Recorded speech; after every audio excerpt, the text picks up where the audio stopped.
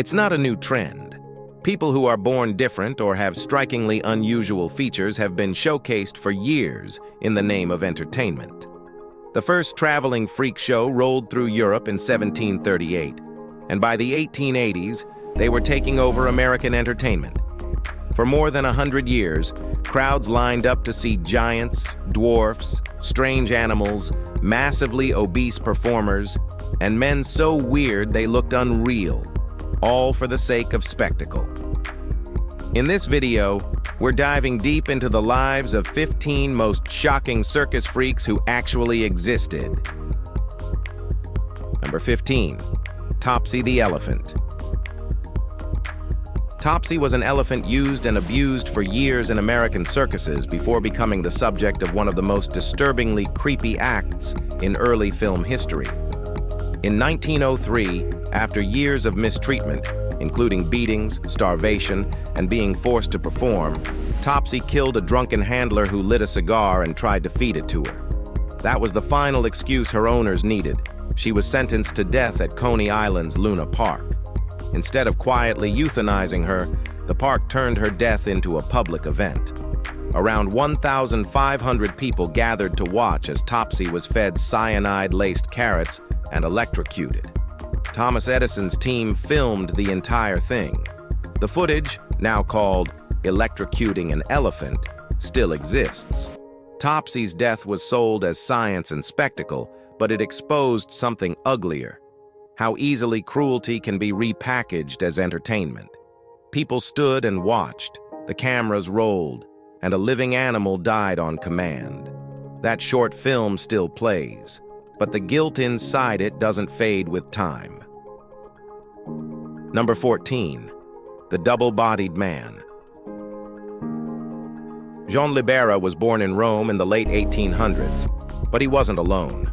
Attached to his chest and abdomen was his parasitic twin, named Jacques. The second body didn't speak but could move, and X-rays later revealed a small skull embedded within Jean's torso, measuring around 6 inches in circumference. Jacques didn't live independently, but he wasn't lifeless either. Jean lived with the condition publicly, performing under the name the double-bodied man. Unlike many exploited sideshow freaks, Jean eventually found a quieter life. He married and had 4 beautiful children, all healthy and fully developed, not like him. Doctors studied him for years, fascinated by how much function the twin retained. People paid to see him, but the real curiosity wasn't just the twin, it was how Jean lived with it. He didn't hide, didn't seek pity. He simply existed, shared a body with someone else, and made peace with it.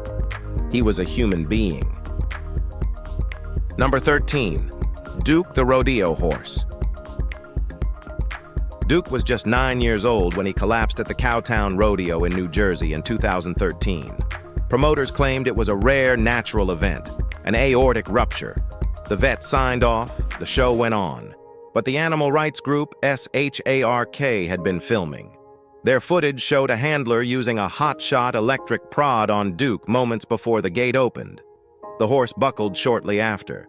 Shocking animals during performance is banned by the PRCA, but enforcement is another tale. Cowtown Rodeo had run since 1929, boasting a proud legacy. But what happened to Duke put that legacy under scrutiny. No one was fined, no one was held accountable, and Duke's body, like so many others, was quickly removed. To some, he was just an unlucky horse. To others, he was another victim of an industry that insists cruelty is tradition. Rodeo crowds still cheer. But for those who saw the footage, one thing is hard to forget: Duke didn't die quietly. Number 12, Consul the Great. Consul the Great wasn't just a sideshow act, he was a brand. The original chimpanzee named Consul debuted in 1893 at Bellevue Zoological Gardens in Manchester, wearing human clothes, puffing on a pipe, and reportedly attending board meetings. After his death in 1894, the name lived on. Another chimp, possibly several, took up the role, riding tricycles, skating, threading needles, and eating meals with silverware. By 1909, two different American theaters were both promoting Consul the Great as their headliner. One was imported by Martin Beck, the other was booked by William Morris. Both claimed authenticity, but the public didn't care. They just wanted to see the ape in a suit. After the touring consul died in Texas, his name still lived. Other chimps were renamed Consul Peter the Great or Consuline. Audiences didn't know who was who, and promoters didn't correct them. In time, Consul became the go-to name for any primate in a tux. The original may be gone, but the brand never really died. Number 11. Jackie Sellers. Jackie was known on sideshow circuits as Mondu, a name that stuck to a life lived somewhere between man and woman. Jackie was intersex, one half presenting fully guy, the other fully lady. This wasn't a costume or a gimmick. It was anatomy. Promoters played up the divide. Posters advertised Mondu as half man, half woman, and curious crowds paid to see the difference in flesh. But Jackie wasn't eager to be split down the middle. He refused to have photographs taken of his feminine side. No records survive about where Jackie was born or where he died. The exact details, dates, names, even family, have vanished. What's left is a stage name, a few grainy mentions, and a life lived in between. Mondu didn't perform tricks or illusions. He stood still and let people stare. It was the body that drew attention, but what they saw wasn't a spectacle. It was a person trying to exist in a world that didn't know how to see both halves. Number 10. Gus Visser and his singing duck. Well, Gus Visser wasn't the biggest name in vaudeville, but one strange act earned him a kind of immortality. In a rare 1920s sound film, Visser stands on stage singing Ma, He's Making Eyes at Me, and every time he hits the word Ma, the duck on his arm lets out a quack. Audiences laughed. Today, the clip is archived in documentaries, often without context. But Gus wasn't a one-trick act.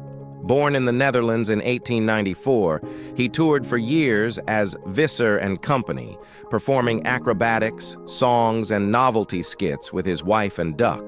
Reviews from the Vaudeville News and Billboard praised his unusual charm and precision.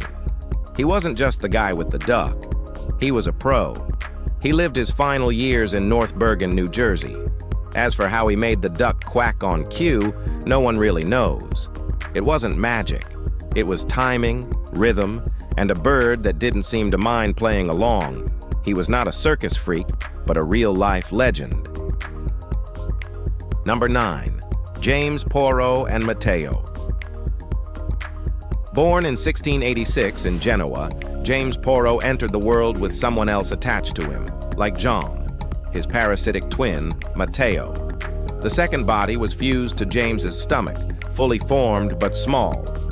Mateo couldn't speak, but he moved, flinched when touched, and cried when in pain. Both brothers were baptized. To 17th century Europe, they were a living mystery. James toured with permission from the church, allowing doctors and curious crowds to examine the strange pairing. Mateo's limbs and head moved independently, but he never grew much larger. James lived a life under constant observation, part medical study, part spectacle. It's unclear how long they survived, but their presence was documented across Italy and beyond. Theirs wasn't a case of sideshow theatrics. It was real flesh, real nerve endings, two lives tangled in one body.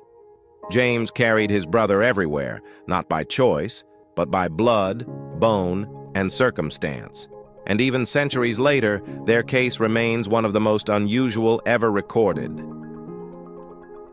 Number 8. Jumbo the Elephant. Jumbo was more than just an elephant. He was the first animal superstar. Born in Africa, he was sold to the London Zoo, where he gave rides to children and became a national sensation. In 1882, Barnum bought him and shipped him to America. Over 10,000 people greeted him on arrival. But just 3 years later, Jumbo was dead, struck by a freight train in Ontario. Or so the story went. Some say he was already dying. Later examinations showed his bones were damaged from years of abuse. Chained indoors, walking on hard surfaces, carrying people for hours. Experts believe he suffered from trauma, likely stemming from watching his mother being killed by hunters. Barnum had the body stuffed and sent on tour. The myth lived on. But behind the name, Jumbo's life was harsh. Crowded enclosures, forced labor, and a death wrapped in more questions than answers. His fame was real. So was the toll it took. The sadness never really left. Number 7. John William Rogan.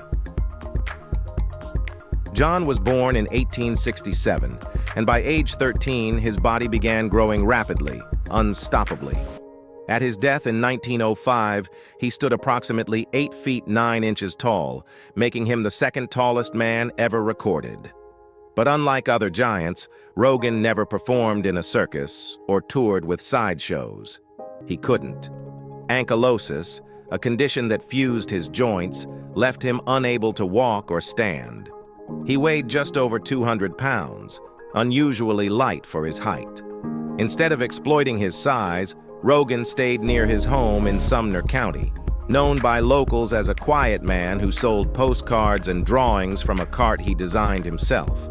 He couldn't speak much, but he was sharp, kind, and observant. While others used their bodies for fame, Rogan lived on his own terms, with dignity, even as his body defied nature. His burial was kept private, his grave cemented over to prevent theft, because even after death, people couldn't stop staring at him. Number 6. The Wild Men of Borneo. The wild men of Borneo weren't wild or from Borneo. They were twin brothers, Wayno and Plutonor, born Hiram and Barney Davis in Ohio in 1825. Both had dwarfism and developmental disabilities. In 1852, their mother sold them to Lyman Warner, who trained them under Barnum's guidance. Their act featured acrobatics, dance, and foreign language gibberish that Barnum claimed was their native tongue. The twins recited poems, lifted weights, and played savages to entertain crowds. Their show ran for nearly 50 years, spanning 3 generations of the Warner family's control. They were advertised as fierce cannibals, but treated as property, living decades under contract without real independence. Despite that, they became 2 of the longest-working performers in circus history. Their story sits uncomfortably between exploitation and survival. Behind the posters and lies, they were simply 2 men who spent their entire lives inside someone else's fantasy, performing roles written for them before they ever had a choice. Number 5. Grady Styles Jr. Grady Styles Jr. was born in 1937 with ectrodactyly, a rare condition that fused his fingers and toes into claw-like shapes. On stage, he was Lobster Boy. He moved on his hands and used his upper body like a powerhouse, performing across the U.S. with his family of sideshow acts. Off stage, he was less admired. Alcoholism and violence consumed him. By the 1970s, Grady's temper had become infamous. In 1978, he shot and killed his daughter's fiancé, claiming self-defense. He confessed, but no prison could accommodate his condition, so he received probation. He never changed.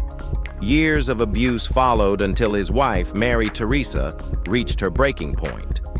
In 1993, she paid a teenage performer to kill him. He was gunned down in his home, ending one of the darkest lives in circus history. Grady Styles wasn't a villain or a victim. He was both.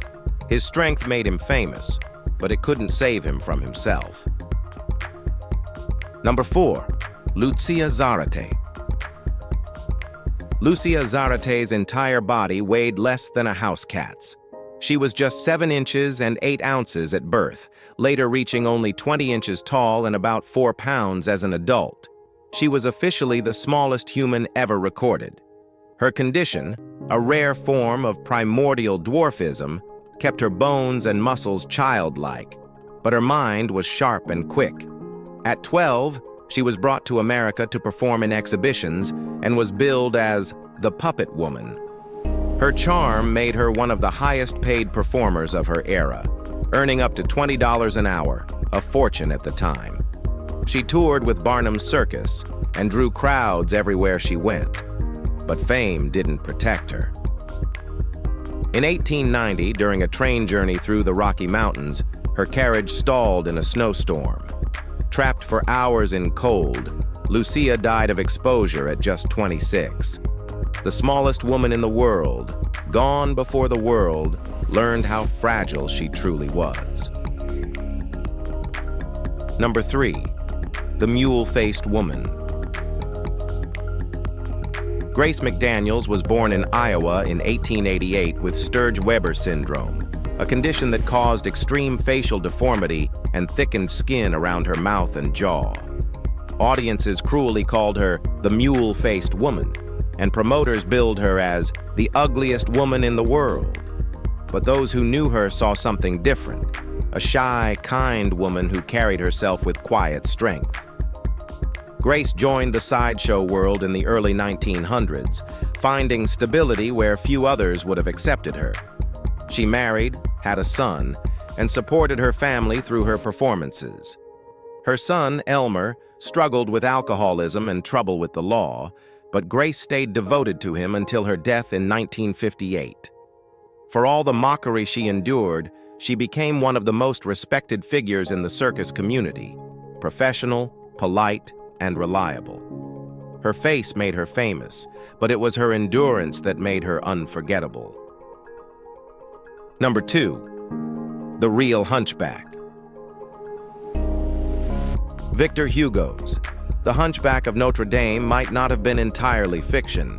In the 1800s, a British researcher discovered memoirs mentioning a real hunchbacked stone carver who worked at the Notre Dame Cathedral around the same time Hugo was visiting the site.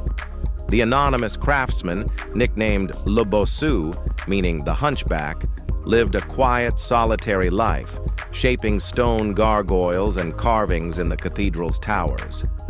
Records suggest he kept to himself, rarely speaking, but was known among fellow workers for his skill and his visible deformity. Hugo, who often drew inspiration from people he observed, may have crossed paths with him. The parallels were too close to ignore. A disfigured man, hidden in plain sight, surrounded by bells and stone. Le Bossu never sought fame, and his real name remains unknown.